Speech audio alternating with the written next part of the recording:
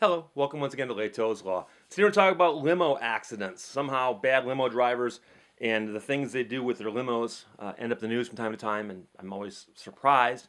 You hire a limo and somebody shows up at your place with a stretch vehicle and a professional limo driver. You'd expect that they would be, up to some sort of standards to make sure they did this driving of the limo correctly, and turns out not all the time. So the reason we're talking about this today is in New York, the upstate car service operator whose stretch limo killed 20 people in the deadliest U.S. crash in a decade has now been hit with a 40-count homicide and manslaughter indictment. Prestige limo operator Nauman Hussain was not behind the wheel, but he still faces 20 counts each of criminally negligent homicide and manslaughter in the second degree, one for each victim in connection to the horrific October 6th crash in upstate New York. A grand jury handed up the new indictment on Friday at the county courthouse. Hussain had previously faced just a single count of criminally negligent homicide. And, you might be asking yourself, well, why are they charging him? He wasn't the one driving the vehicle. Well, it turns out that his 2001 Ford Excursion stretch limo had not been inspected recently. And in fact, they say he had avoided rigorous State Department of Transportation inspections for years before the crash. And that's according to state records obtained by the Albany Times-Union.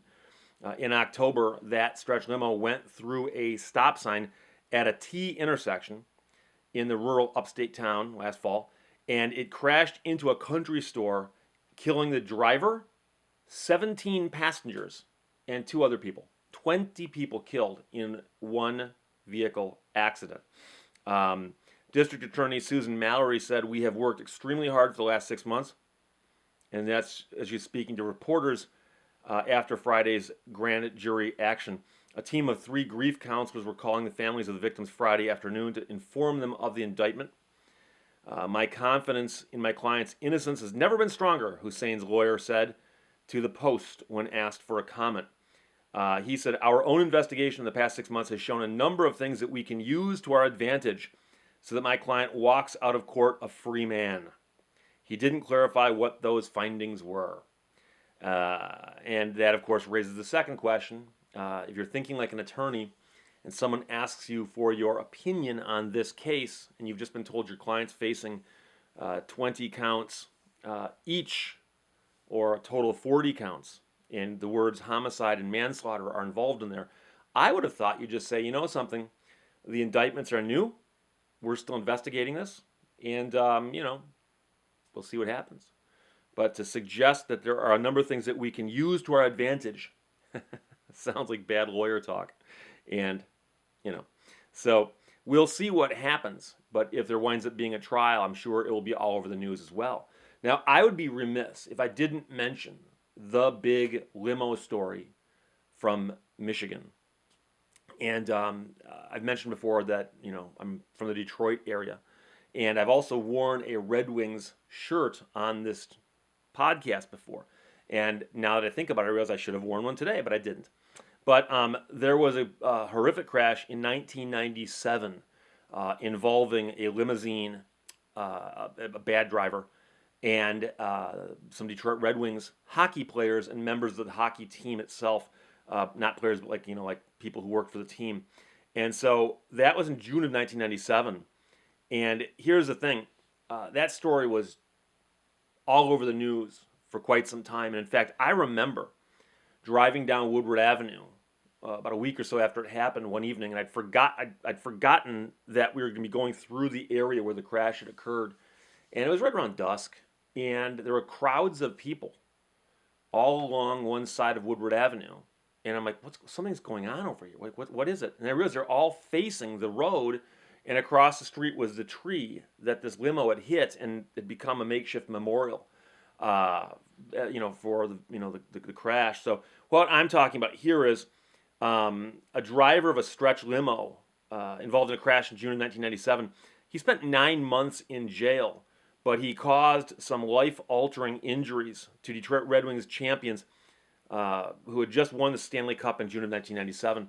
And it was just 2 weeks after the Red Wings ended their decades-long championship drought A limo carrying two of the team's stars crashed into a tree. Vladimir Konstantinov, I have a hard time with Russian names, but then again, my Finnish background might be causing that. But if you want to have some fun and if you like hockey, go to YouTube and type in Konstantinov, like highlights. He was a defenseman that scared other players. He was good. I mean, it's just, you ask yourself, how does a guy get good at, like, knocking people over and checking them in the open ice and stuff? Yeah, this guy had elevated it to an art form, and it's just, he was good. Vladimir Konstantinov and Slava Fetisov were the two team members injured in the crash. Konstantinov suffered serious injuries to the point where he's on a ventilator just to keep him breathing. Fetisov was also injured but was in less serious condition. He suffered chest injuries as well as a bruised lung. On the night of the limo crash, June 13th, 1997, the players, along with the Red Wing masseur, were in the limo when it veered off Woodward Avenue and crashed into a tree. Now, it's a little misnomer there. It didn't veer off the road. It actually veered into the center, but there's actually a median there with grass and trees growing on it. And it veered into the center and ran into a tree. Konstantinov was 30 years old at the time of the crash, and he would never play hockey again. He suffered serious head injuries, and he was basically bound to a wheelchair from that point forward. The team masseur, Sergei Manatsakanov, was paralyzed from the waist down from the crash. And Fetisov, who had less serious injuries, would return to the Red Wings, helping to lead them to another Stanley Cup win in 1998. The driver, Richard Gnida, fell asleep at the wheel. He was hospitalized and later charged after blood tests showed evidence of marijuana in his blood. He was eventually only charged with driving with a suspended license and spent 9 months in jail. And you hear about that on all those facts. It seemed very, very strange that the guy who was involved in the crash had marijuana in his system. He fell asleep at the wheel. But underlying all of that is, wait, he had a suspended license. Like, he wasn't even legally allowed to drive. Like, that's the crazy part about this. And if you own a limo company and you're hiring, is it really so hard to find limo drivers who've got driver's licenses? This guy's driving a limo on a suspended license. Like, how? I remember when I heard this whole story unfolding, every single turn it seemed to get weirder and weirder.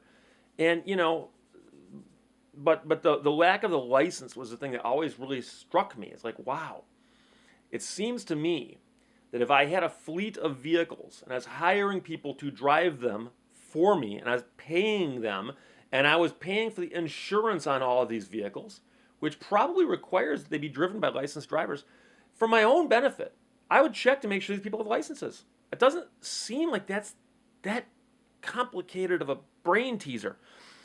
During the civil lawsuit that was filed later, Konstantinov's trial lawyer argued that the dealership that had sold the limo was negligent because the seat belts were inaccessible.